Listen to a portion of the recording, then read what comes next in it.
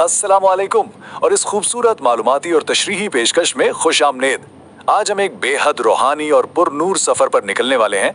हज का महीना यानी जिलहज और उसके मुकद्दस सफर को हम समझेंगे।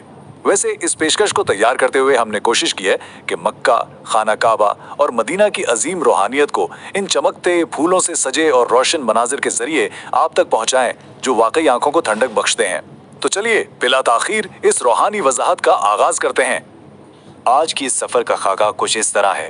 पहले हम जिलहज के महीने पर बात करेंगे, फिर खाना काबा की अजमत, एहराम, अरफात और मुजदलिफा का सफ़र, कुर्बानी और रमी के दिन और आखिर में तवाफ़ विदा की तकमील देखेंगे।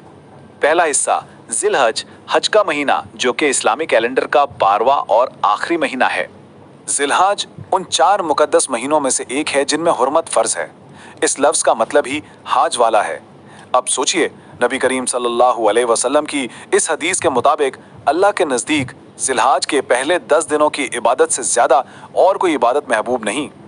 ये इतना अजीम मुकाम है कि इन दिनों के एक रोज़े को पूरे साल के रोज़े के बराबर और इन रातों की इबादत को शब कदर के बराबर करार दिया गया है।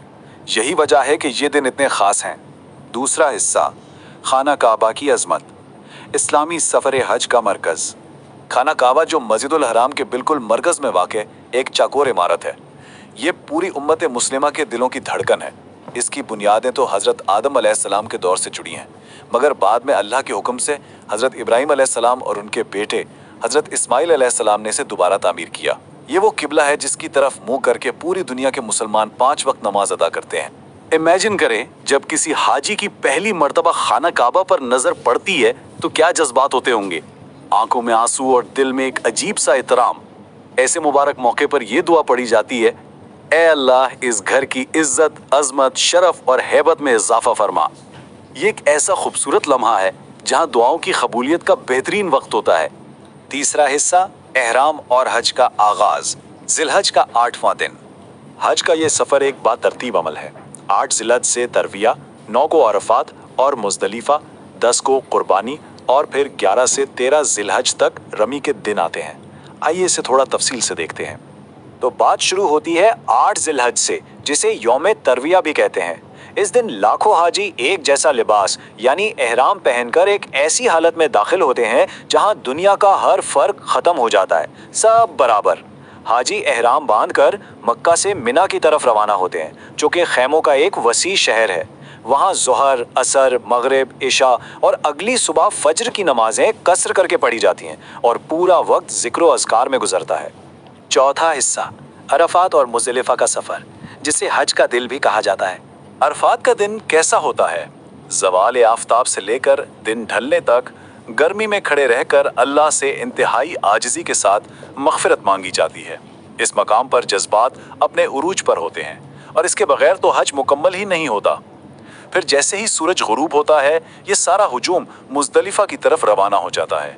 वहाँ बिना किसी खैमे या सहूलत के खुले आसमान के नीचे रात गुजारी जाती है।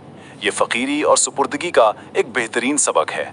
मुज़दलिफा की इस रोशन और पुरसुकून रात में हाजी आराम के साथ साथ एक और अहम काम करते हैं। ज़मीन से 49 या 70 छोटी कंकरियाँ जमा करते हैं जो खजूर की गुठली के बराबर होती हैं। ये कंकरियाँ अगले दिनों में रमे यानी जमारात को मारने के अमल के लिए इस्तेमाल होती हैं। ये इतना फितरी और सादा सा अमल है जो इस सफ़र की खूबसूरती को और बढ़ा देता है। 5वां हिस्सा कुर्बानी और रामी के दिन यानी यौमुन नहार। अब आते हैं रेमी के अमल की तरफ। हज जमरातुल अक़बा जो सबसे बड़ा सतून है, वहां आकर 7 कंकरियां मारते हैं और हर दफा अल्लाहु अकबर कहते हैं। यहाँ ये समझना बहुत जरूरी है कि इन सतूनों के अंदर किसी शैतान की मौजूदगी का अकीदा नहीं है, बल्कि ये इंसानी नफ्स के अंदर छुपी बुराई और शैतान के वसवसों को रद्द करने की एक अलामत है। ये अमल अगले 2 या 3 दिन यानी अय्याम तशरीक में जारी रहता है। कंकरियां मारने के बाद वक्त आता है कुर्बानी का। देखिए, ये सिर्फ एक जानवर ज़िबा करने का नाम नहीं है। ये तो हज़रत इब्राहीम अलैहिस्सलाम की उस बेमिसाल फर्माबरदारी की याद ताज़ा करना है जब वो अल्लाह के एक हुक्म पर अपने बेटे को कुर्बान करने के लिए तैयार हो गए थे। ये सादिक अमल हमें दर्ज देता है कि अल्लाह की रज़ा हर चीज़, हर रिश्ते से मुकद्दम है। छठा और आखिरी हिस्सा तवाफ़ विदा और तकमील। तवाफ़ विदा के 4 बुनियादी कदम हैं। पहला, शुरुआत हजर अस्वद यानी काले पत्थर से होती है। दूसरा, काबा के गिर्द एंटी क्लॉकवाइज चला जाता है।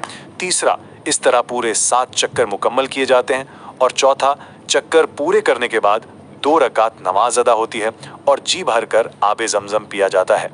मक्का छोड़ने से पहले ये एक आखिरी और लाजमी इबादत है। हज के बाद इंसान गुनाहों से ऐसे पाक हो जाता है जैसे वो आज ही पैदा हुआ हो, एक बिल्कुल नई और रोशन जिंदगी। लेकिन यहाँ एक इंतहाई अहम सवाल जन्म लेता है, हज के सफ़र में जो पाकीज़गी, ईमान और यकजहती हासिल होती है उसे हम आम जिंदगी में हमेशा के लिए कैसे बरकरार रख सकते हैं? ये रूहानियत सिर्फ मक्का और मदीना की फ़िज़ाओं तक महदूद नहीं रहनी चाहिए, बल्कि इससे हर रोज़ हमारी ज़िंदगी का हिस्सा बनना चाहिए। इस गहरे और सोचने पर मजबूर करने वाले सवाल के साथ हमारी आज की ये वजाहत यहीं मुकम्मल होती है। अपना बहुत ख्याल रखिएगा।